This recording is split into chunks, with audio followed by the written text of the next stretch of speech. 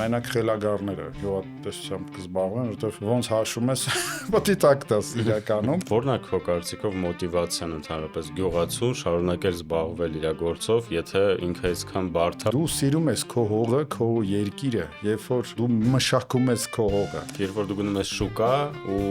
քեզ օրինակ այդտեղ խաբում են, այնտեղ փողի մասին է գնում խոսակցությունը, ոչ թե հայրենիքի ու հողի։ Ցանկացած քաղաքական հայտարարությունից հետո բացասական հաջորդ օրը առավոտյան սկսում ենք դասգալ մեր մաշկի վրա։ Մեր շահույթները ուղղակի զրոյացան, մեր պարտքերը աճեցին։ Ես սխալ եմ արել, вообще մտել եմ գյուղատնտեսության մեջ։ Բայց որտեղ է այդ կետը, երբ որ դու ասես, «Всё բավական է»։ Ինչին որ հասել եմ։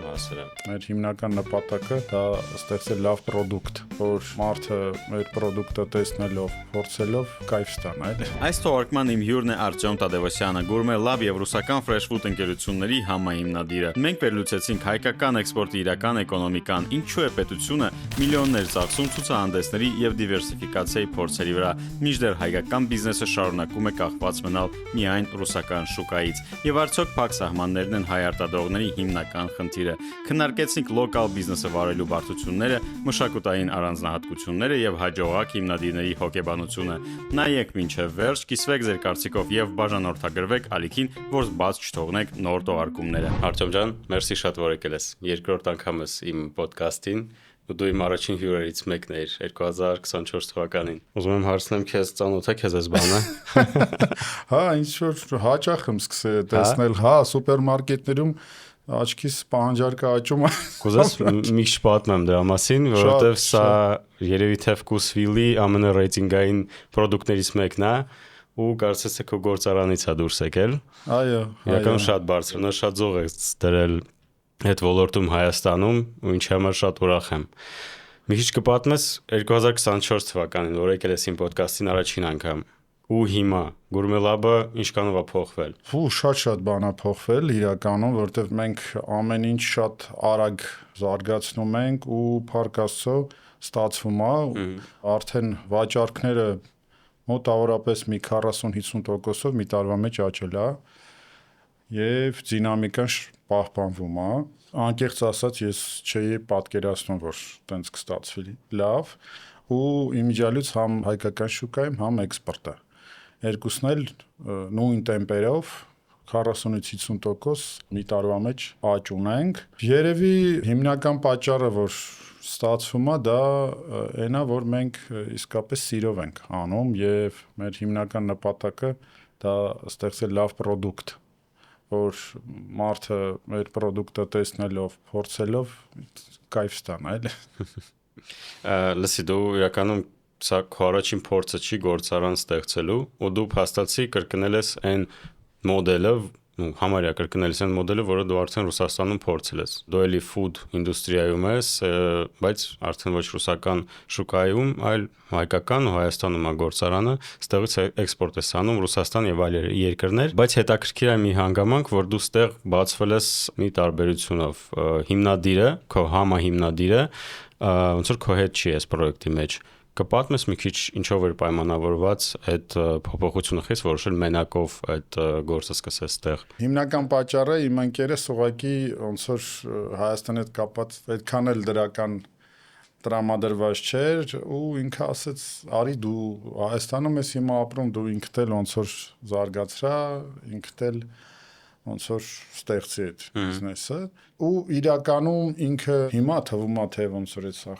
հեշտ է, ինքը շատ բարդ բան է, ընդհանրապես գյուղատնտեսությամբ զբաղվել պետքա ես միշտ ասել եմ, մենակ խելագարները գյուղատնտեսությամբ կզբաղվեն, որովհետև ոնց հաշվում ես, պետք է տակ տաս իրականում, բայց ինչ որ հրաշքով կարողանում ես ինչ որ մի ձևի զարգանալ։ Ավելին ասեմ, մեր գյուղմթերք վերամշակողների մեծ մասը կամ առանց շահույթ են աշխատում, կամ շատ փոքր շահույթով։ Այդ իհարկե քչերը գիտեն, բայց իրականում դա տենց է։ Լսի, բայց դեպքում ինչի համար 2026 թվականին ձեռներեցա вообще պետք է մտնի այդ ոլորտ։ Օրինակ դու ինձ թվում է կարայր ընտրեիր հարակից ոլորտ, օրինակ ռեստորանային ոլորտ ու հաջողվեր մեկը։ Ինչի համար դու նորից մտել ես այդ նույն ջուրը։ Հիմնական պատճառը դա իհարկե այն էր, որ ես ունեի մեծ կուտակված ինչ-որ sense գիտելիքներ Ռուսաստանում, որը որ շատ լավ հասկանում եմ, ես կարող եմ էֆեկտիվ օգտագործել Հայաստանում։ Դա իմ կապերն է, դա իմ հմտություններն է, որը որ մենք շատ արագ կարողացանք հիմա գրեթե բոլոր ռուսական խոշոր ցանցերում մեր ապրանքը ներկայացված է։ Դա հավատա անենց ծանր ու բարդ աշխատանք է, բայց մենք դա կարողացանք անենք 2 տարվա մեջ։ Հիմնականում Ռուսաստանում հայկական պահածոները իրանք ներկայացված էին ոնց որ մի քիչ էժան կատեգորիայում։ Էդ էլ էր ինձ համար ոնց որ ես չէի հասկանում դա։ Ու մենք որոշեցինք իսկապես միջին եւ միջինից բարձր կատեգորիայում ստեղծել ապրանքներ, որը որ արդեն մարդիկ հասկանան, որ հայկական պահածոն դա որակով է եւ ոչ միայն պահածոն, այլ չրերը եւ այլն, եւ ինքը պետք է էժան չլինի։ Ոնց որ այդ կարծրատիպերը մենք կամաց փոխեցինք։ Հիմա արդեն մեր պահածոն ամենաթանկ պահածոներից մեկն է ռուսական շուկաներում։ Դե հայկականում էլ բավականին։ Հա, չէ, հայկականում նու տենց, հա, երևի, հա, բայց չնայած դրան, դե թանկ ասելով 10-15% է թանկ, նենց չէ որ անգամներով, բայց այդ կատեգորիան, այդ սեգմենտը ապրանքների հիմա պահանջված է։ Մարդիկ նախընտրում են մի 100 դրամ ավել փող տան, բայց գնեն ավելի որակով ապրանք։ Լսի, բայց վերադառնանք թեմային, որ տակ է ստալու ամեն դեպքում։ Եթե զբաղված ես այդ ոլորտի մեջ Հայաստանում, որն է քո կարծիքով մոտիվացիան ընդհանրապես գյուղացուն շարունակել զբաղվել իր գործով, եթե ինքը այսքան բարդ է ու գրեթե անհույս։ Շատ կարևոր ճիշտ հարց է։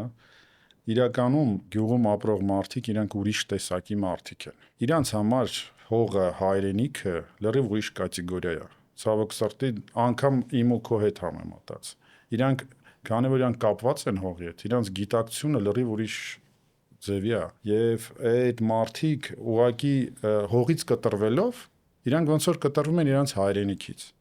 Դրա համար շատ մեծ քանակի մարդիկ շարունակում են զբաղվել հողագործությամբ ու ես շատ մեծ հարգանքով եմ այդ մարդկանց վերաբերվում, որովհետեւ ես տեսնում եմ ոնց են այդ մարդիկ տանջվում ու ես տեսնում եմ, որ այդ տանջանքների հետ հանդերձ այդ մարդիկ շարունակում են այդ գործը, որովհետև իրանք թե գիտակցաբար, թե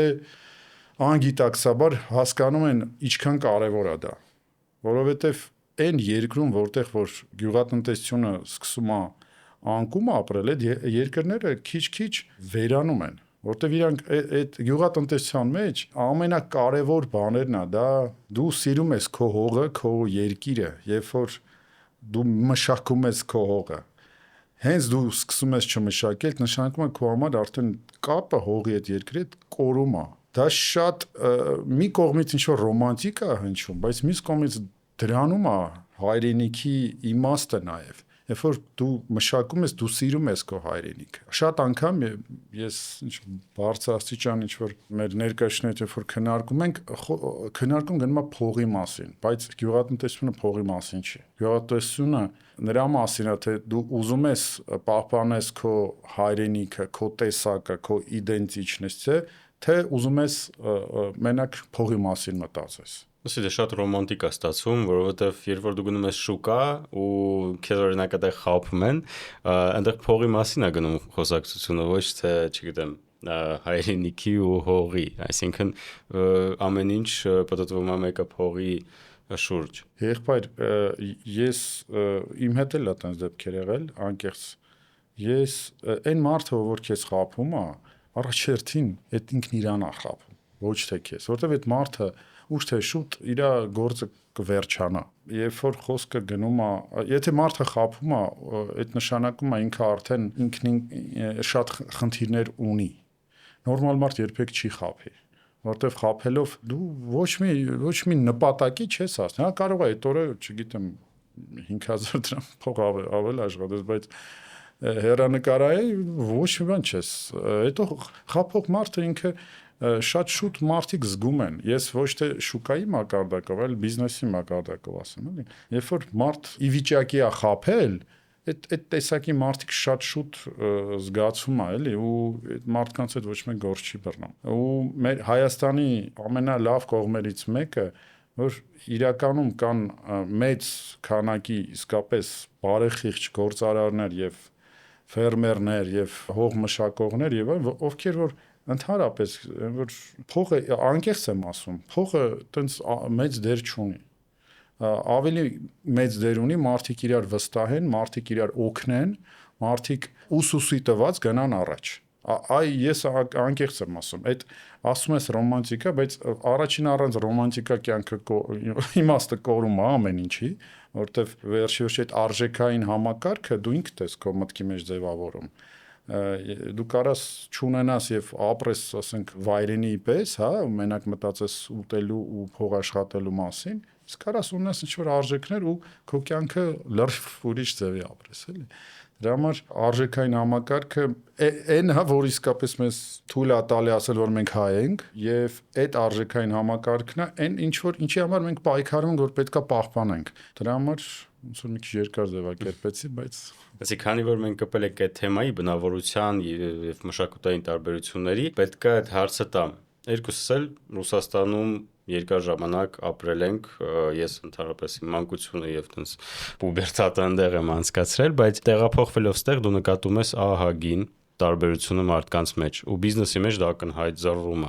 Եթե ռուսները սովորեն ամեն ինչ շատ հստակ անել, բավականին process-ները իրենց մոտ པարզ ու հասկանալի են ու արագ, տեխնոլոգիական ոլորտում անգամ շատ հաճախ զոր ամերիկյան ընկերությունների շատ ավելի էֆեկտիվ, ես տենց կասեի, որովհետև ես գնահատականը կարամ տամ նայելով իրանց ու ներսից տեսնելով այդ ամեն ինչը, դու քո ոլորտում դա նկատում ես, եթե նկատում ես ոնց ես ընդհանրապես դրա հետ համակերպվում, ոնց ես աշխատում այդ տարբեր տեսակի մարդկանց հետ, որովհետև ինչպես եւ բոլոր հարավային երկրներում ստեղ կան որոշ բնավորության գծերը մարդկանց մոտ, որոնք թույլ չեն տալի բիզնեսը զարգանա այդքան էֆեկտիվ ու արագ։ Իհարկե տարբերություն կա ու տարբերությունը օգուտ մեզ է, օգուտ Հայաստանի է, որովհետև դու կարաս քո գործունեության մեջ ունենաս ֆոկուս ինչ-որ բացասական բաների վրա եւ հակառակը ինչ-որ դրական բաների վրա։ Իհարկե ինչ-որ ընթացքում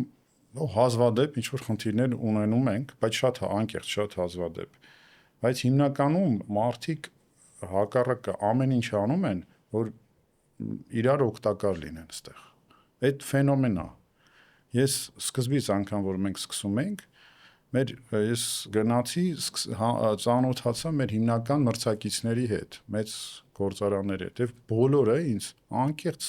տարան, ցույց տվին, բացատրեցին, այսինքն այտենց բան կյանքումս չի հանդիպել, էլի։ Միջավայրը, երբ որ ես միշտ ասել եմ, երբ որ դու Հայաստանում ապրում ես ու արարում ես իսկապես սրտանց եւ մարդկանց հետ անկեղծ ես, մարդիկ տասնապատիկ քեզ հետ են տալի։ Դա մի քիչ դժվար է հասկանալ եւ էլի ռոմանտիկա հնչում, բայց դա տենց է։ Ու մեր դեպքում էլ է տենց եղել, սկսած գյուղացիներից, պետական այրերից, բոլորը մեզ գործարարներից, մենք որ մեր գործարան կառուցում ենք այդ կոവിഡ്ի ժամանակահատվածներ, պատկերացնում ես։ Պատերազմ հայեցի։ Կոവിഡ് ու պատերազմ միաժամանակ ու ոչ մենք փող չունենք այդ բանը, որովհետև կանգնել էր սա։ Ու ոչ մի մատակարար, ոչ մի գործարար, ովքեր մեծ մատակարարի սարքավորումներ, շինարարություն, ոչ մեկ չկանգնացրեց գործը։ Չնայած մենք ասենք, մենք փող չունենք, տղերք, երևի կանգնենք։ Բոլորն ասին մենք շարունակելու ենք, գործարանը կառուցելու ենք, հենց այս խնդիրները կլուծվի, կնստենք, կորոշենք ոնց ենք այդ հարցերը լուծում։ Դա նենց մի հատ ոգի շնչում էր իմ համար։ Ոնց ասում, атак можно было, այդ վիճակն էր, որ մարդիկ ասին, ախպեր, սենց գործարան ես կառուցում, մենք խոմ չենք կանգնի։ Կառուցեցին, հետո պայմանավորեցինք տարիների ընթացքում սաղ պարտքերը մենք փակեցինք, այսինքն ստեղ անեց մարդկանց դու կարաս հանդիպես, որ հարազատ միջավայրը հասկանում ես, այն ստեղ բան չկա, որ մարդիկ իսկապես քեզ հարազատ են որպես վերաբերվում։ Այդ գիտես, այդ հատկապես բիզնեսի գործի մեջ, այդ հարազատ միջավայրը, դա հիմքն է։ Երբ որ քո միջավայրը հարազատ է, դու էլ չես մտածում էսի խափեց, էսի սենց արեց, ինձ արեց, դու մտածում ես գործը զարգացնելու մասին։ Դրա համար է մեր մոտ սենց արագ ստացվում ամեն ինչ։ Հետաքրքիր, ես հիշում եմ քո պատմությունը իրականում ոնց էր ընթանում, ու ինչ խնդիրներ ուներ դու, հետո այդ ֆինանսավորումը եւ այլն պետք է ասել, որ մենք այդ դա հաճախ ենք քննարկում կամերաներից դուրս, բայց հետաքրքիրը դրա հետ մեկտեղ մի ուրիշ բան դու ասացիր, որ անգամ պետական կառույցներում դու ինչ որ օգնություններ ստանում, այսինքն աջակցություններ ստանում, հիմա շատ հաճախ քրիտիկայի ենք ենթարկում, կառավարությունը, պետական մարմինները, մենք էլ սիրում ենք դա անել, բայց ես կուզեի ինչ-որ կառուցողական ինչ-որ քրիտիկա լսել քեզանից ու հասկանալ ինչպես մենք կարանք իրանց օգնենք, որ իրանք ավելի էֆեկտիվ դարձնեն մեր տնտեսությունը։ Լրիվ համամիտ եմ ոնց է հարցը ձևակերպում, որովհետև խոսքը մեր երկրի մասին է, մենք ամեն ինչ պետք է անենք, որ մեր միտքը լինի կառուցողական եւ ինչ-որ մի օգուտ տալը, ոչ թե քննադատելով։ Ես առաջի հերթին կարելի ասեի այն ծրագրերը, որը որ ընդունվել են 2020 թվին կարծեմ, թե 19-ը այդ սուբսիդավորման ծրագիրը տոկոսադրույքի Ոսկե լիզինգային ծրագրի մասին։ Չէ, երկրորդը լիզինգային է, առաջինը դա մթերման սուբսիդավորման ծրագիրն է, որ երբ որ դու մի բանջարում ես մթերում, պետությունը քեզ այդ տոկոսադրույքը ամբողջովին, համարյա ամբողջովին սուբսիդավորում է։ Այսինքն դու առանց տոկոս ստանում ես վարկեր։ Ու լիզինգը, որը որ էլ գրեթե 0%-ով է, այդ երկու ծրագրերը իսկապես մեր գյուղատնտեսության եւ ընդհանրապես գյուղմթերքի վերամշակման ոլորտում մի հատ ահռելի փոփոխություններ բերեցին եւ բազմաթիվ գործարարներ հնարավորություն ստացան մոդեռնիզացիան են իրանց սարքավորումները։ Մենք էլ նաև շատ ակտիվ օգտվեցինք ու շարունակում ենք օգտվել։ Դրա համար առանձին շնորհակալություն այն մարդկանց, ովքեր այդ ծրագիրը մշակել են, որտեղ դա իսկապես ահռելի մեծ փոփոխություններ բերեց մեր գյուղատնտեսության մեջ։ Բայց հիմա նայեք, այստեղ մի հատ շատ կարևոր մենք этап ենք անցնում։ Պետությունը ահռելի մեծ գումարներ տրամադրեց գյուղատնտեսությանը, շատ մեծ գումարներ, եւ մեր հզորությունները մեծացրեցին, մենք հիմա շատ մեծ քանակի ջերմոցներ ունենք, ժամանակակից ունենք այգիներ եւ շատ իսկապես անենց մասշտաբներով է դա տեղի ունենում, որ մենակ նայում ես, ուրախանում ես։ Հիմա այդ ամեն ինչը տենց հզորացրեցինք, հա, բայց ունենք լուրջ լրջագույն շուկաների խնդիր, այսինքն այդ գործարարները վերցրել են այդ կրեդիտները, այդ լիզինգները եւ այլն, այդ ամեն ինչը ստեղծել են։ Հիմա արդեն ժամանակն է գալի, որ արդեն սկսեն ապրանքը վաճառել, արտահանել ու մենք ոնց որ հասկանում ենք, որ դա մի քիչ արդեն ուրիշ մակարդակի խնդիր է։ Դա ուղղակի գործարարին սուբսիդավորելով դու այդ խնդիրը տենց հեշտ չի լուծվում։ Եվ հիմա պետությունը տենց ծրագրեր է մշակել ինչ որ արտահանումը խթանելու, ինչ որ տրանսպորտն է սուբսիդավորում, օգնում է ցուցահանդեսներին մասնակցելու, այտենց ինչ որ ծրագրեր հիմա կան, մենք նաև ցուցահանդեսներին ոնց որ մեկ մասնակցում ենք, բայց այդտեղ մի հատ նրբություն կա։ Նայեք, մենք հիմա գեր խնդիր է դրված արտահանումը դիվերսիֆիկացիա անել բազմաթիվ պատճառներով։ Եվ հիմա ինչ են անում պետական կառույցը, ինքը ստանդարտ ձևերով փորձում է այդ խնդիրը լուծի։ Այսինքն ներգրավում են ինչ-որ վերլուծական կամպանիաներ, ովքեր անում են հետազոտություններ, մշակում են ծրագիր, ներկայացնում են եւ այլն։ Վստահ եմ, էլի, մենք այնքան, եթե մենք շարժվում ենք ստանդարտ ձևերով, ոնց որ զարգացած մի քիչ երկրները, մենք երբեք չենք կարողանա այդ խնդիրը լուծել։ Կամ կլուծենք, ասենք մի 25-30 տարի հետո, որը որ արդեն մեզ շատ ավելի արագ է պետք դա անել, բոլորս շատ լավ հասկանում ենք։ Ու երբ որ այդեն ստանդարտ ձևերով անում են, որ նայում ես, ասում ես, մարդիկ չեն հասկանում, էլի, որ այդ ստանդարտ ձևերով առաջինը այդ վերլուծությունը եւ այլն, ասենք մի տարի, 2 տարի մենակ տևում է այդ վերլուծությունները։ Այսինքն դու խնդիրը դնում ես, միջև այդ խնդրի լուծումը մշակում են եւ ներկայացնում են եւ արդեն մտնում է ուժի մեջ, ինքը արդեն ակտուալ չի լինում։ Այսինքն մեր պետական համակարգը adekvat չի ստեղծված իրավիճակի հետ, իր թայմինգով, իր մոտեցումներով։ Հիմա բոլոր ամենահաջողված երկրները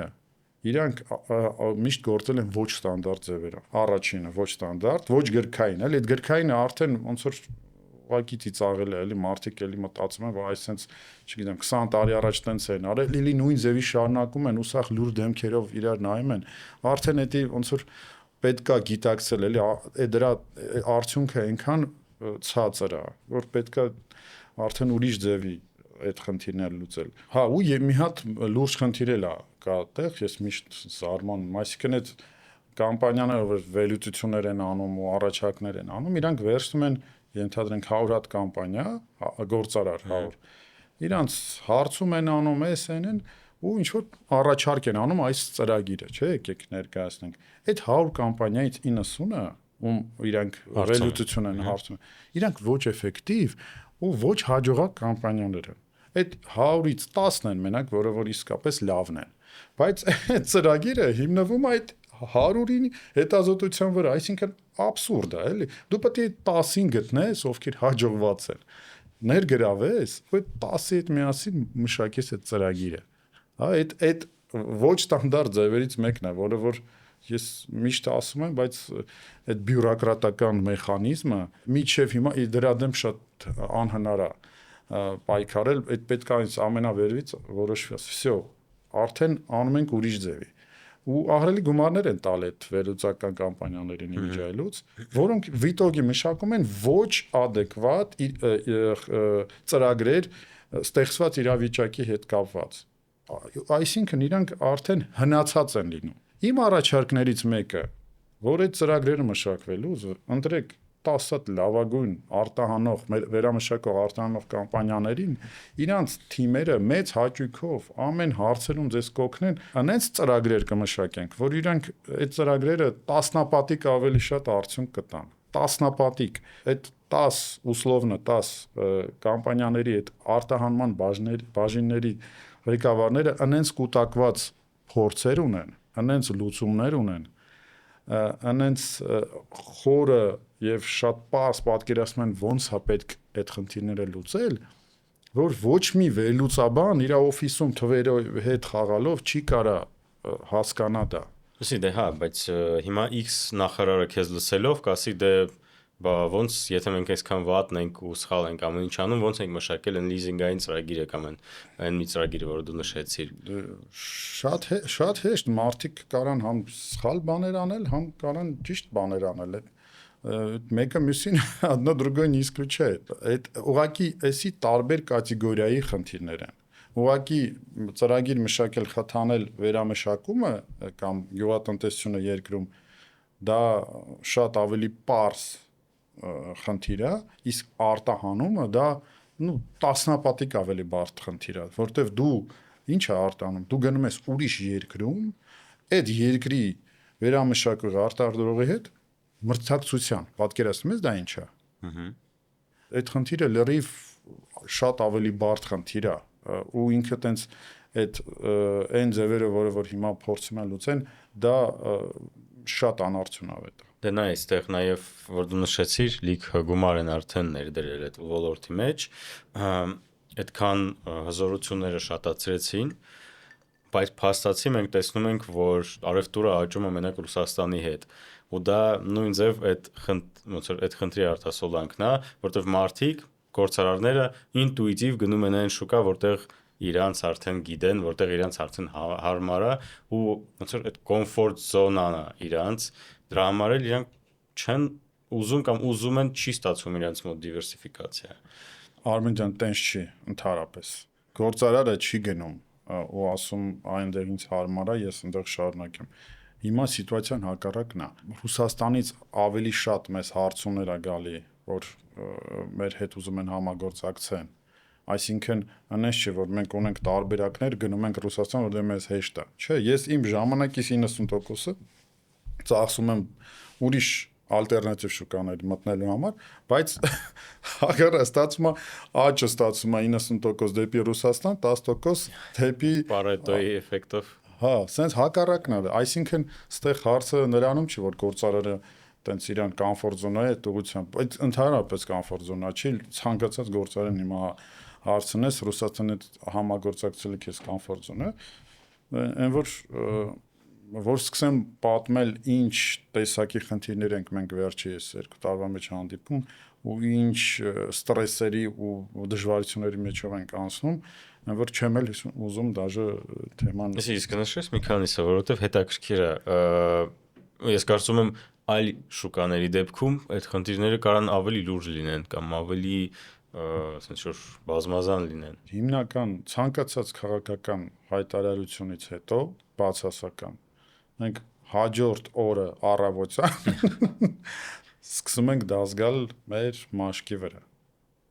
տարբեր ձևերով սկսած էլեմենտար այն որ շփման մեջ հա դե մեր գործընկերներ որտեվ դե իրանք շատ արդար ձևի ասում են եթե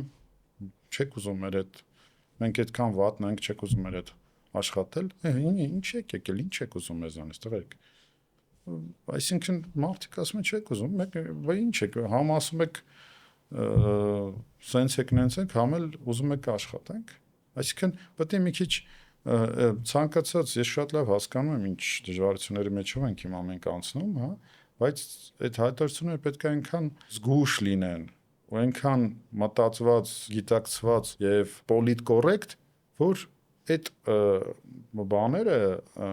նարատիվները չտարածվեն sense ժողովրդի մեջ, մարդկանց մեջ, որտեվ այդ սկսում է տարածվել ու այդ ամեն ինչի դեմ մենք սկսում ենք ինչ-որ փորձել լուծումներ գտնել։ Դե ես չեմ կարծում, որ տենց աշխատում, որ այդտեղ պայմանական Նիկոլ Փաշինյանը ասեց մի բան, ու տենց Ռուսաստանի չեմ Իժևսկ քաղաքի Վլադիմիրը լսեց դա ու ասեց, «Всё, հայերը վատն չէ», այնտեղ վերցնում է այդ իրանց ռոպագանդիստական մեքենան, այդ արտահայտությունը ու տարածում է մի քիչ ուրիշ ձև։ Հա, բայց ինչ ենք մենք առիթ տալի այդ լսի չտանքել կգտնեն, տենց չի։ Չէ, դե հենց այդ է, որ չտանք թող գտնեն, բայց երբ որ մենք տալիս ենք նրանց հավեսով, որ կարանք չէ, մի քիչ այդ ամեն ինչ այս ժամանակատես մի քիչ այնց անենք հարթ անցնի։ Իսկապես մեր գործարանի վիճակը ահա որ ծանր է։ Մենք պինդ ժողովուրդ են, ես բոլորին գրեթե գիտեմ, մեկը մյուսից sense ուժեղ կերպարներ են մեր այդ արտահանող կամպանիաները էլի, իրանք ասենք ոչ մի բանից չեն վախում, բայց իրականում այն դժվարությունները արդեն որ իրար հետ շփվելիս մի կես բառից իրար հասկանում ենք, էլի, արդեն էմոցիոնալ չես կարողանում այդ հոգնում ես, ահա որ ձևի ես հոգնում, այդ լարվածությունը շատ ուժեղ ձևի քեզ բան անում է, թուլացնում է։ Պետք է հենց անենք մեր խնդիրները հենց լուծենք, որ բիզնեսը կարողանա այս ամեն ինչի տակից դուրս գա։ Դու բացի ոնց որ այդ խնդիրներից, որ դու նկատում ես մարդկանց հետ հարաբերությունների մեջ, ինչ խնդիրներ ես նկատում, օրինակ միգուցե Լարսը, միգուցե ուրիշ բաներ։ Եթե խոսքը գնում է հենց ռուսական շուկայի մասին։ Ռուսական շուկայի հիմնական խնդիրը այն է, որ առաջ հերթին Լարսն է, որը որ տարին մի 3-4 ամիս հապակվում է ու շատ խնդիրներ է ստեղծում։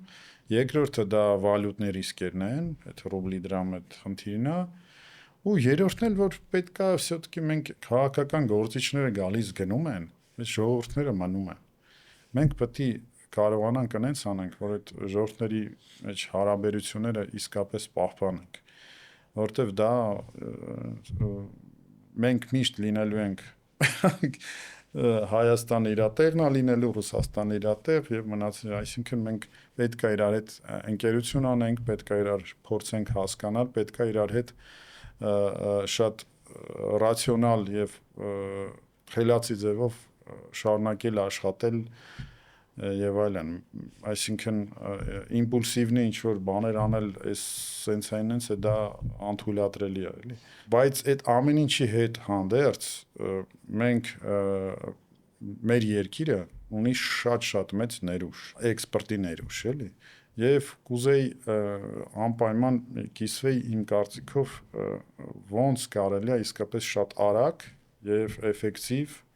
այդ խնդիրը լուծել։ Դա էլ իմ հաջորդ հարցն էր, ոնց որ եթե 30 օրով դառնայր տնտեսության նախարար, ինչ էիր անելու։ Դա մենակ նախարարի խնդիր չի ցավոք սրտի, դա ամբողջ կառավարության խնդիրն է, որովհետեւ ես բազմիցս նախկին նախարարին հետ քննարկել եմ այդ թեմաները ու հասկացել եմ, որ շատերը շատ բան իսկապես շատ են ուզում փոփոխություններ անել եւ օգնել մեզ, դա այն որ ակնհայտ ես միշտ զգացել եմ, բայց իրանք չեն կարողացել դա անել։ Ավելին ասեմ, եթե առաջ ինչ որ ծրագրեր էր մշակվում եւ այդ կոռուպցիոն էլեմենտը միշտ ներգրաված էր ու այդ ծրագիրը կոնկրետ մարդկանց համար էր նաև անում, հիմա դա ընդհանրապես չկա եւ իսկապես մարդիկ ուզում են պետական, համակարգը ուզում են ինչ-որ մի ձևով օգնի մեզ եւ արդյունք տանք ընդհանուր։ Իմ կարծիքով այս ստեղծված իրավիճակի մեջ մենք պետքա լրիվ ուրիշ ձևի շարժվենք այդ նոր շուկաները մտնելու հետ կապված։ Եվ ամենաէֆեկտիվ ու կարճ ճանապարհը դա առաջինը, ընտրել 10-20 լավագույն գործարարներ եւ սիստեմատически ամիսը 1 կամ 2 ամիսը 1 մեր պատասխանատուները էքսպերտ հետ կապված իրանց հետ հանդիպեն ու քննարկեն կոնկրետ ծրագրեր։ Այսինքն դա հիմա արվում է, բայց էլ եմ ասում, հրավիրում են 50-100 հոգի խառը տիպի մարդիկ, տարբեր տիպի խնդիրներով ու այդ քննարկումները դառնում են sense ինչ որ անիմաստ եւ հոգնած քննարկումներ։ Դու պետք է թիրախային իմանաս այս 10 հոգին լավագույն գործարարներն են, լավագույն էքսպերտներն են ապահովում։ Այս մարդկանց հետ պետք է գործ բռնես, այդ այն էլ պետք է արվի, սա էլ պետք է արվի, Եվ այդ բոլոր ծրագրերի մեջ այդ 10 հոգին, условно 10 հոգին պետք է կոնկրետ ծրագիրը մշակելու մասնակցեն ու հետո պատասխանատվություն կրեն։ Այսինքն ես երբ որ մշակում ինչ դրա ծրագիր ասում եմ եկեք սենց անենք, ես նաև պարտավոր եմ այդ մշակված ծրագրով արդյունք տալ։ Երբ որ ինչ որ բան պետական ծրագիր ալնում, ինչ որ էլի ինչ որ վերլուծաբաններ մշակում են ու բան են անում, ներկայացնում են, ընդունում են։ Ով է դրա համար պատասխանատվություն կրում։ Ոչ մեկ։ Մշակել են, իրանք փողերը ստացել են, նախաձեռնություն ասել է, հեսա նայեք, չգիտեմ, KPMG-ին արել այս ծրագիրը, ոբշմ սենց ու բայց արդյունքը ինչ եղավ, Աստված գիտի։ Եվ ամենաէֆեկտիվը իմ կարծիքով այս իրավիճակում մենք ընտրենք այդ երկրները, որը որ մենք համարում ենք մեր էքսպերտի համար ամենագերակա ալտերնատիվան կարալնի, ճիշտ ուղղությունը, այդ երկրներում կազմակերպենք պրոֆեսիոնալ միջոցառումներ, որտեղ կմասնակցեն լավագույն մեր հարտադրողները, իրանց տաղավարներով եւ այլն։ Եվ ամենախոշոր ցանցերի բայերները։ Հասկանում ես, դա ոչ մի եսի ինչ ֆանտաստիկ ծախս չի, բայց դա հաջորդ օրը արդեն կտա արդյունք, հաջորդ օրը։ Ինչի դա չեն անում, որովհետև դա չեն պատկերացնում, չգիտեմ ոնց դու լիքը պատճառներ կա, որովհետև ել եմ ասում, այդ անող ծրագիր անողները ու էքսպերտ անողները այդ տարբեր մարդիկ են ու պետք է այդ խնդիրը լուծել։ Ու ենթադրենք նույն ասենք Դուբայը, որ սաղոր ասում են, մենք եթե մի անգամ կազմակերպենք այտենց պրոֆեսիոնալ հանդիպում, մի տարի հետո այդ հանդիպման արդյունքները բոլորս կզգանք։ Բոլորս։ Ու եթե եսի միշտ ծախսեր չի, ամենակարևորը։ Այդ ծախսերի մեծ մասը գործարարները պատրաստ կլինեն ինչ որ մի ձևի վերցնեն իրանց վրա։ Եվ ուղղակի երբ որ պետությունը պետական մակարդակով դիմում է այդ երկրին, որտեղ որ մենք ուզում ենք, արդեն մեր ներմուծում աճեցնել։ Եվ այնտեղ պետական մակարդակով ասում են, գիտեք ինչ, այսպես միջոցառում է կազմակերպում եւ պետքա բոլոր ձեր ցանցերի ներկայացուցիչները գնան ու այս մարդկանց հետ հանդիպեն ու այդ ամեն ինչը լրիվ ուրիշ արդյունք է տալի։ Ես վստահ եմ ուշ թե շուտ մենք այդ ճանապարհով կշարժվենք, բայց կարող կլներ շուտ անենք։ Նենց չի շատ բարդ գենիալն ինչ որ միտքը չեք կարողանում հասցնել մի ձև։ Դե գիտես ոնց այդ բյուրոկրատական մեխանիզմը, այդ ձևերը, որ միշտ մշակվել են, իրանց այդ ամեն ինչ հետ պայքարելը այնքան դժվար է ու գործարարը այն որ դու մի անգամ փորձում ես երկրորդ անգամ էլ հասկանում ես քո էներգիան քո ժամանակը դու պետք է ծախսես քո էլ հասկանում բայց այս մեր տիպի հանդիպումները կարծում եմ շատ կօգնեն այդ հարցում Աստված այդ խնդիրն էլ կլուծենք Մի քիչ խոսանք քո product-ից Ուզում եմ հասկանամ խի դու խաղում ես ընդհանրապես այդ շուկայում այդ ոլորտում որտեղ կան բավականին խոշոր ներկայացուցիչները Yan Art Food եւ այլ ընկերություններ եւ անգամ կոմերցակիցը կարա հանդիսանա ցանկացած տատին, որը պահածոներ է պատրաստում իր թորնիկների համար։ Այսինքն այնքան բարձր մրցակցություն է, որ ու ստեղ ոնց որ այնքան ջանքեր են պահանջում, որ ինչ որ հավասարվես անգամ այդ մակարդակի հետ, որ ես չգիտեմ, իմաստ կա ընդհանրապես սկսելու։ Դու լրիվ ճիշտ ես, ես սխալ եմ արել, вообще մտել եմ գյուղատնտեսության մեջ, բայց առաջինը ես ոնց որ հասկացել եմ, որ եթե ես կարամ օգուտ տամ ու մեծ օգուտ տամ իմ երկրից, ես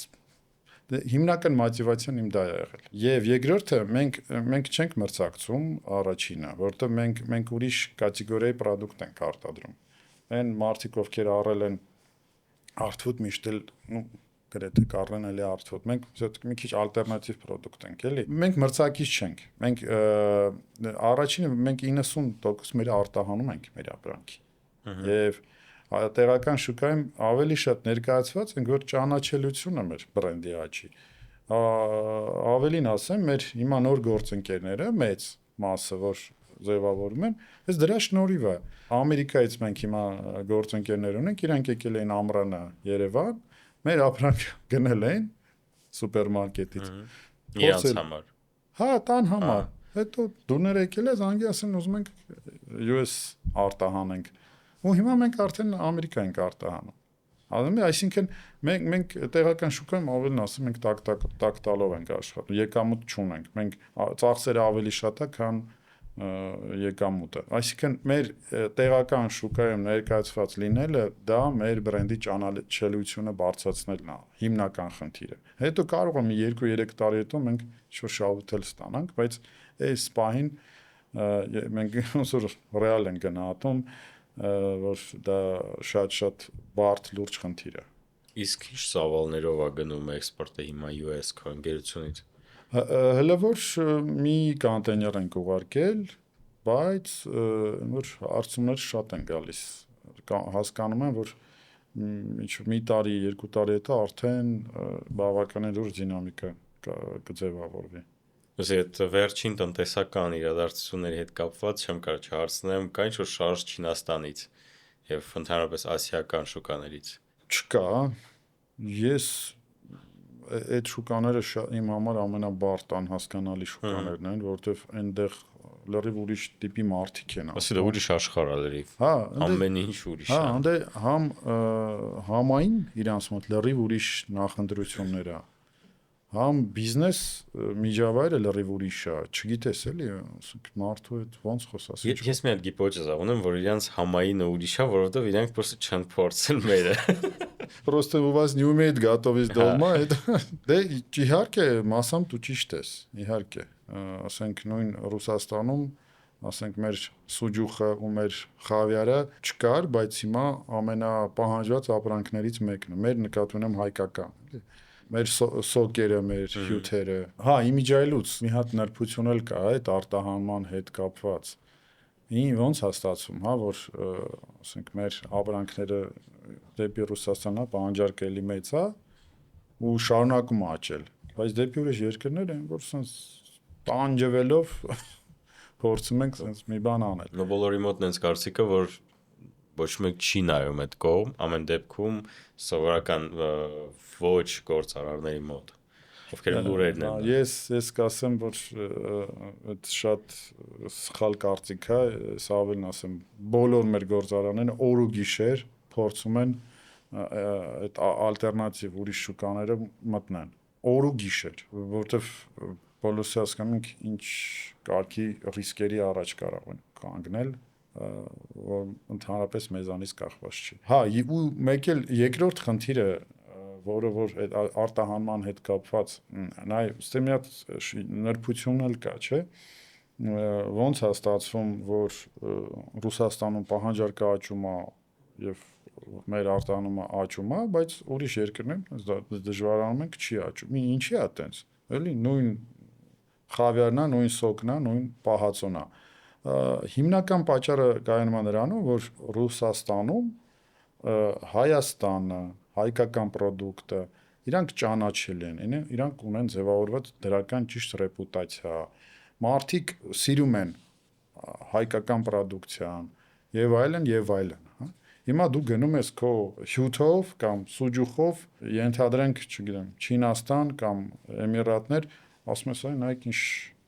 լավ ապրանքներ եմ ձեզ առաջարկում, մարդիկ ասում են, ապրես հյութ, մեր մոտ 100 հատ հյութ մատակարարող կա, դու քո 101-րդ հյութը մենք վերցնենք, որ ինչ անենք։ Կամ քո սուջուխը նայում են, ասում են, ապրես ինչ է։ Կամ քո խավիարը, հա, ասենք իրանք սկի չգիտեն էլ որ, հա, այսինքն ահռելի մեծ մենք բարիեր պետք է հաղթարենք, դա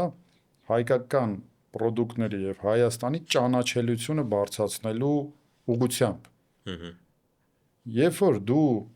գումար ես ծախսում եւ փորձում ես մտնել ալտերնատիվ շուկա, որտեղ որ քեզ չեն ճանաչում,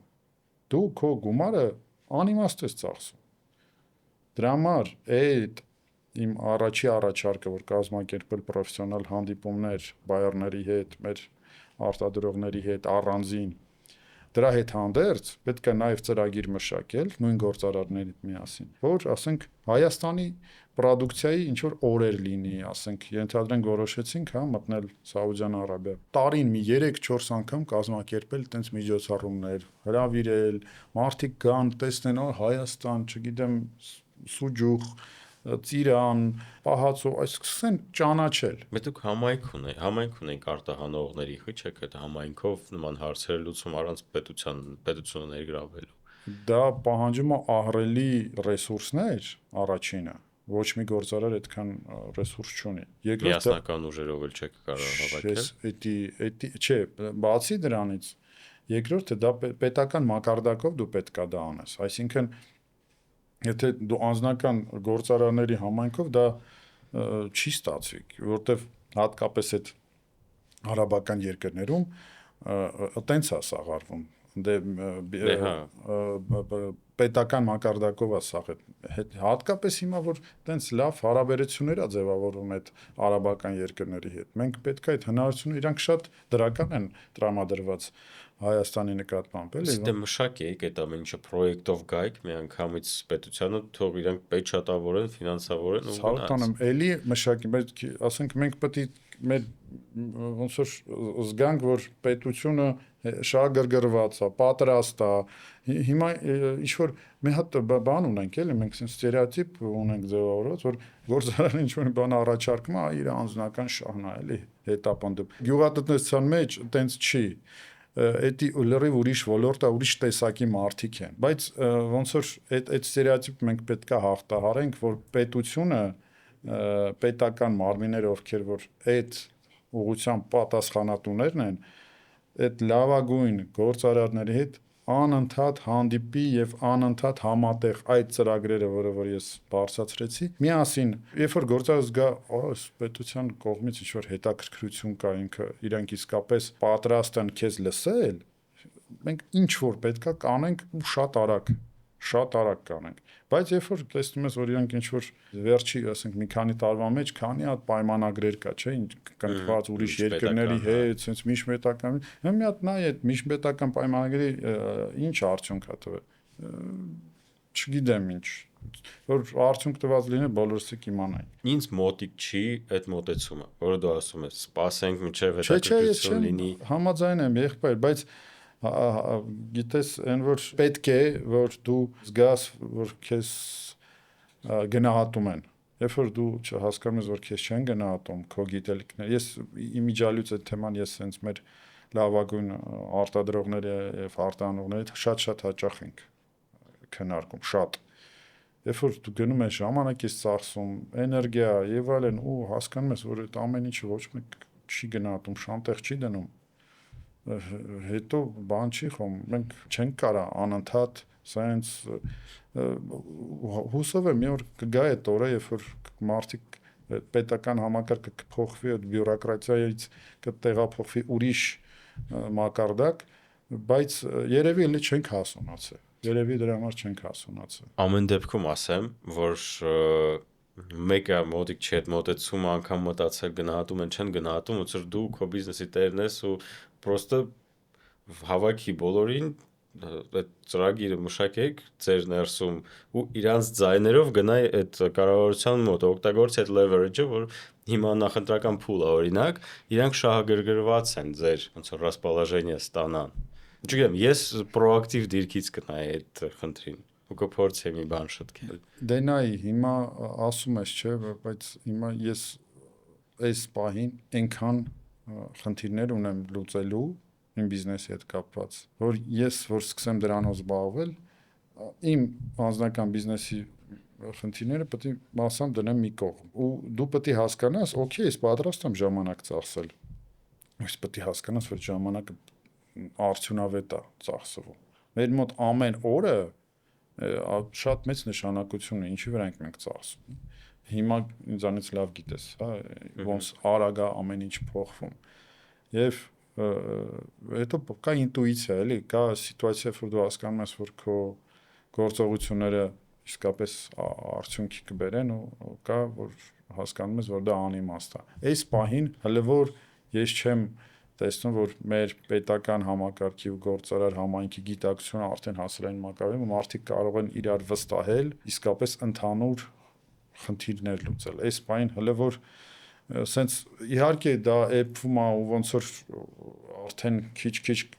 մոտենում է ուրիշ ոնց որ էտապի, բայց հələ որ ընթացքի մեջ է։ Լավ, ստեղ ֆիքսեցինք, մի քիչ business inspiration-ից խոսանք։ Դու արդեն երկար տարիներ զբաղվում ես բիզնեսով, բավականին հաջողված ես։ Ну, նայ, ես ավելի շատ կուզեի դու դա ասես, թող դա հնչի մի քիչ գորոզ, բայց ասա, դու համարում ես, որ դու հաջողվել ես բիզնեսում։ Իհարկե, ես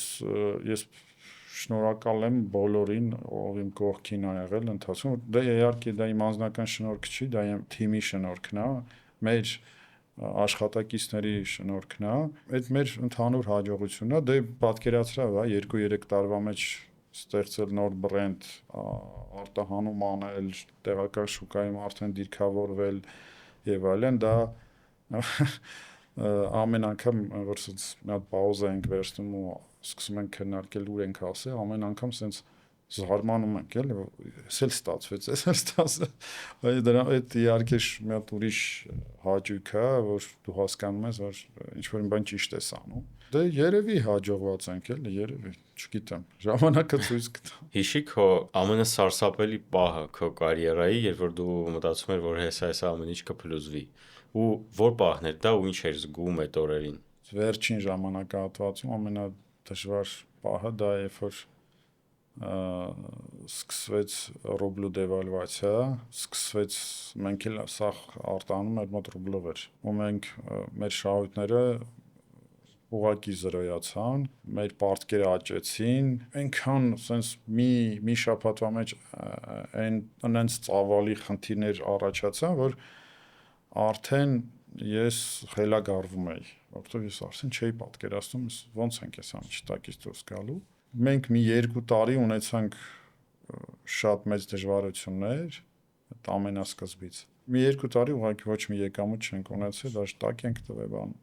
Բայց այն որ ամեն անգամ գալիս էի գործարան,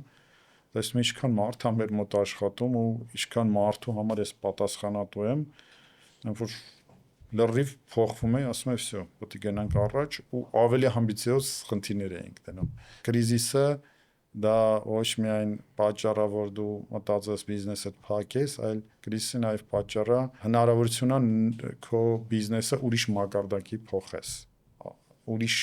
նոր ուղղություններ գտնես։ Ու մենք դա էլ արեցինք իմիջայլուց, այդ մեր պահածոն, որ դու նոր ցույց տվեցիր, IT հենց այդ մեր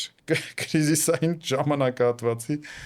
արդյունքն է, որ մենք հասկացանք, մենք պետք է ստեղծենք մեր բրենդը, մեր պրոդուկցիան, որ տարբեր ուղղություններ ունենանք եւ ունենանք դիվերսիֆիկացիա, էլի, այսպես ասած։ Դասի ցանկացած հաջողության պատմությունը լինի բիզնեսում թե ուրիշ ոլորտում սերմ կապ ունի զոհի ու զոհաբերելու հետ, ինչ որ բան զոհաբերելու։ Քո ամենամեծ զոհաբերությունը քո ճանապարհի ընթացքում որն էր։ Ու մարդկա փողը զոհաբերում, մարդկա ժամանակը, մարդկա առողջությունը, մարդկա ընտանիքի հաշվին է այդ ամեն ինչին հասնում։ Ես տենց չէի ձևակերպի։ Զոհաբերություն չկա։ Ես այդ որոշումը ընտրել եմ, հա, ես կրում եմ պատասխանատվություն դրա համար եւ դա քո ճանապարհն է եւ այդ ճանապարհը, այդ դժվարությունները քեզ մենակ ուժեղացնում է, եթե դու հասկանում ես, որ ճիշտ ուղղությամբ ես շարժվում, էլի։ Չէ, ես вообще զոհաբերել բառը ինձ թվում է ինքը այս կոնտեքստի մեջ սխալ է։ Ինքը ես ինչ որ արել ենք, մենք ավելի ուժեղացել ենք։ Ինչ որ արել ենք, մեզ ավելի ուժեղացրել է։ Դրա համար մենք ոչ մի զոհ չենք ունեցել, այլ ընդհակառակը մենք միշտ ունեցել ենք առաջ խաղաց։ Իսկ այդ տարիների ընթացքում եղել է ինչ-որ բնավորության գիծ միգուցե, որը քո մեջ դու ստիպված ես եղել փոխել կամ ավելացավ քո մոտ, միգուցե, չգիտեմ, այդ ագրեսիան բնական, որը քո մեջ կա, միգուցե ուրիշ բան։ Հա, եղել է, իհարկե ագրեսիվ դառնում ես այդ շատ հաճախ ստրես զգալուց հետևանքով, բայց հիմնական ինչ ես օրինակ զգում եմ մեջ ինչա փոխվել, դա ես սկսել եմ մարդկանց ավելի վերաբերվել, գիտես, այն որ դու հասկանում ես, որ ամեն մարդ իր աշխարհն ունի ու ամեն մարդ իր տեսակետից ճիշտ է։ Մի քիչ այդ նրբությունը ես վերջերս սկսեցի հասկանալ ու չկա, որ ես ինչ-որ մի բան ասում, դա է ճիշտ, կամ ուրիշ մարդ է ասում, դա իր համար դա ճիշտ է, իմ համար իմ ասածն է, հա, ճիշտ։ Եվ ես սկսել եմ ավելի մարդկանց վերաբերվել մի քիչ ավելի շատ սիրով, որովհետև մարդ պետքա, դու մարդուն պետքա իսկապես սրտանց սիրես, փորձես հասկանալ, որ այդ մարդն էլ նույն ձևի քեզ վերաբերվի։ Առաջ ես ավելի շատ կոնֆլիկտներ էի ունենում աշխատակիցների հետ եւ հիմա արդեն գրեթե շատ է նվազել, դա որովհետեւ արդեն հասկանում ես, որ մարդիկ եթե ինչ-որ մի բան սխալ են անում, իրանք գիտակցաբար չեն անում, իրանք ինչ-որ դրամա պետք է մի քիչ ուրիշ ձևի այդ մոտեցումները ձևակերպես, որ մարդիկ այդ ժամանակ իրանք շատ մեծ աճ են ունենում, շատ իսկապես այդ միջավայրում մարդիկ սկսում են իսկապես փոխվել ու դեպի լավը։ Ինձ թվում է ես դարձել եմ ավելի ոնց որ թե ավելի ուշադիր մարդկանց նկատմամբ։ Ֆիքսեցինք։ Մի հատ արտահայտություն կա, եթե դու ամենախելացի ես սենյակում, ապա դա քո սենյակը չի։ Հիմա ցանկացած գործարարը այդ խնդրի հետ բախվում է։ Երբ որ ինքը ամենաբարձր կոմպետենցիաներ ունեցող մարդն է իր ընկերությունում, այդ դեպքերում ումից սովորես, որտեղից այդ փորձը վերցնես, որը քո մոտ չկա։ Այդ խնդիրը ես վաղուց եմ լուծել իմ համար, ես տեսնում եմ այդ կոնկրետ քաղաքում, կոնկրետ երկրում լավագույն դեմքերը ովքեր են, ու ես ուղղակի փորձում եմ այդ մարդկանց հետ ծանոթանալ ու շփվել։ Ես միշտ դա կիրառել եմ։ Ես դաժե եթե հիշում ես մեր անցյալ ոդքասթում IKEA-ի պատմությունն է, Հա։ Այսինքն ես հասկացա, որ ես ինչ-որ հրաշք, ինչ-որ կոնցեպտ է, ու ես ուզում եմ այդ մարդկանց հետ, ովքեր ստեղծել են, կապ ունենամ։ Ես գնացի ու այդ մարդկանց հետ ընկերացա ու լիքը բան սովորեցի։ Այսինքն դու պետք է հասկանաս, իսկ գտնես այն մարդկանց, ովքեր քեզ տալիս են դրական էներգիա, ինչ որ դրական էներգիայով, ասենք, լավ մտքեր, ճիշտ արժեքային համակարգ։ Երբ որ դու այդ մարդկանց գտնում ես ու փորձում ես այդ մարդկանցով քեզ շրջապատել, ու sense տենց աճում ես։ Ու կարծում եմ ցանկացած մարդու հիմնական խնդիրներից մեկը դա է։ Մի հատ բան կա, եթե դու վաղը դադարես աշխատել, դու ոնց որ կոպիտացած սոված չես մնա։ Բայց ինչպես եւ ցանկացած գործարար դու շարունակում ես նոր ինչ որ բարձունքներ գրավել եւ այլն, բայց որտեղ է այդ կետը, երբ որ դու ասես всё բավական է։ Ինչին որ հասել եմ, հերիքա։ Հիմա ես ուղղակի ապրում եմ։ Ես ինչ որ անում եմ, ես ոչ թե անում եմ, որ գումարը աշխատեմ, ես անում եմ, ինչ որ նոր բան ստեղծեմ։ Եթե մարդը ասում է, всё, ես էլ ոչ մի բան չեմ ուզում ստեղծեմ, ուզում եմ գնամ ինչ որ մի տեղ պարկեմ ու հանգստանամ, այդ մարդը կարելի ասել, всё, իր կյանքը պրծավ։ Ես կարող եմ այս գործունեությունը, հա, հիմա դադարեմ, փոխանցեմ, ուրիշ թիմ վերցնենք եւ այլն, բայց այն որ ես հաստատ շարունակել եմ նոր պրոյեկտներ ստեղծել ու ինչ որ նոր արժեքներ ստեղծել, դա որտեղ հենց ես կանգնեմ այդ process-ը, կանգնացնեմ, ես ուղղակի իմ կյանքս կկանգնի։ Ես միշտ պետքա ինչ որ շատ հետաքրքիր բան, նպատակներ ունենամ, իմիջիալուց հիմա մեր նոր հետաքրքիր միտք կա, որ ուզում ենք իրականացնել, դա փորձել ստեղծել գուրմե բուտիկներ հետաքրքիր, որտեղ ներկայացված կլինեն լավագույն հայկական ապրանքները մի բրենդի տակ։ Ու այդ պրոյեկտը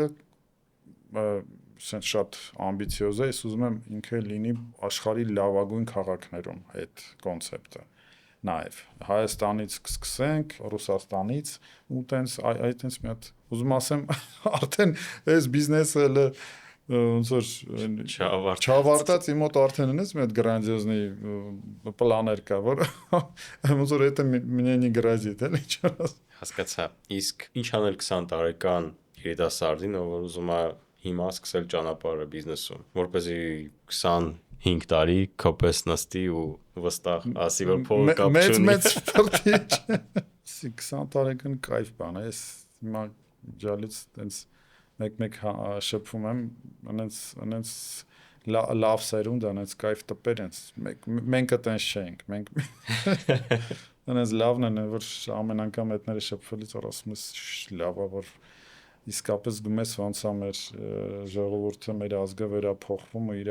տեսակը ուժեղանում է, մի հատ ուրիշ հաճույք է։ Բան ասեմ, երևի կզարմանաս, իրանց ոչ մի բան պետք չի ասել։ Իրանք ամեն ինչ շատ լավ գիտեն, իրանք ինչ պետք է անեն եւ ոնց պետք է անեն։ Հավատա ինձ, անենց ուժեղ սերունդ է, որ իրանք ամեն ինչ շատ լավ գիտեն։ Դե ուրեմն վերջին հարցը, քո խորհուրդը 18 տարեկան քեզ։ Երբեք մի գնա կոմպրոմիսների ու միշտ ինչ որ քեզ քո սիրտը, քո ինտուիցիան հուշում է, շարժվի այդ ուղղությամբ։ Ու հավատա քեզ։ Թույն, մերսի։ Քեզ Շատ հավես ստացվեց։